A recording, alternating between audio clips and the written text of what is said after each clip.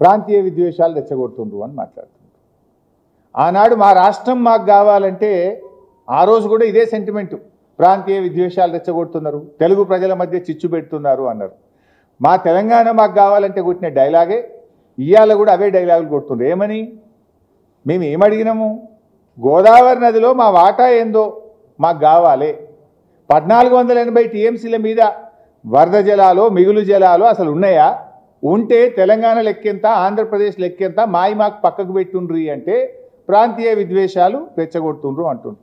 అంటే తెలంగాణలో ప్రజలు లేరు, తెలంగాణ ప్రజలకు కడుపు లేదు, తెలంగాణ ప్రజలకు తాగునీటికో సాగునీటికో పరిశ్రమలకో మూగజీవాలకో చేపలకో చెరువులకో మాకు నీళ్ళు అవసరం లేదా? నీ ఒక్కరికే కడుపు ఉందా? మా నీళ్లు మాకు రావద్దా?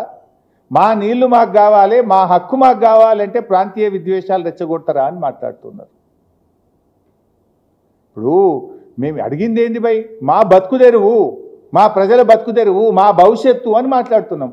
మా భవిష్యత్తు గురించి, మా ప్రజల గురించి మాట్లాడకపోతే తప్పు, మాట్లాడితే తప్పు కాదు.